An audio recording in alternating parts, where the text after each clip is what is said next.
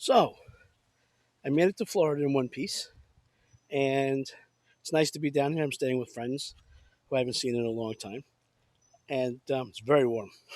It's, it's really warm, much different than Brooklyn.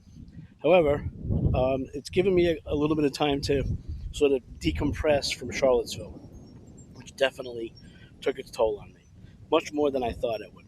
However, it also has um, made me see that there's a third part to this film. It looks like there's going to be a through line of my journey making this movie. It's become a very personal journey, and I didn't see that coming. I didn't see how I would be sort of reevaluating my not Jewish heritage, and not even about being more religious or even uh, more observant or anything like that. Just more Jewish.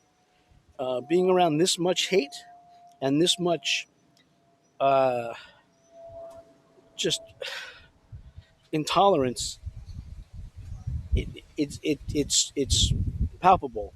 And living in New York, where I'm surrounded by Jewish people most of the time, you don't get that, and you're sort of insulated from it. And I think that um, having been out in the world here, and I've traveled, and I know what's out there, but having been out in the world here, making this movie now is even more important to me. And chronicling my feelings about making this movie as I went from place to place, I think is important. And I'm glad I did the vlogs, and I kept a journal of what I was thinking in each place. So I'm not sure how it's going to find its way into the movie. It's definitely going to find its way into the movie. I just haven't figured out how yet. I'm not a narrator. I'm not a spokesperson. And originally, I think I was going to try to get a narrator for this movie, but I think now I'm the narrator of this movie. So it will be what it will be as we go along. I've got interviews on Tuesday with writer David Ovalle from the Miami Herald. He's wrote the first article that I wrote about why Trump wasn't good for Israel.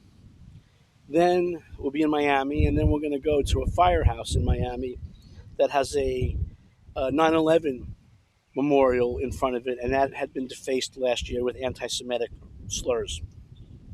So I'm doubly insulted being Jewish and having been at Ground Zero. So I'll have a lot to talk about with the firemen in that fire station.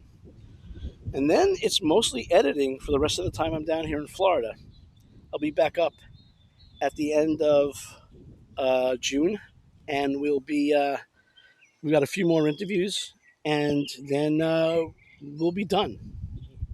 Once we get back up to New York, I've got a couple of days of shooting back up in Massachusetts for the stories we didn't get while we were home, and then we are pretty much done editing. I've taken on a research assistant to help me deep dive into sort of media, social media, news footage, to fill in the rest of the movie because there's going to be a lot of that. But so hopefully she will be very helpful because she's very talented, and that will make my life easier. So that's it from Florida. I may do another video. I may not. I still have to get the Montana, Chicago, Massachusetts videos up on YouTube. I'm going to try to do that in the next couple of days. But remember, if you want to know more about the documentary, www.realbrooklynfilms.com. And to get in touch with me, Charlie at realbrooklynfilms.com. And remember, keep shooting.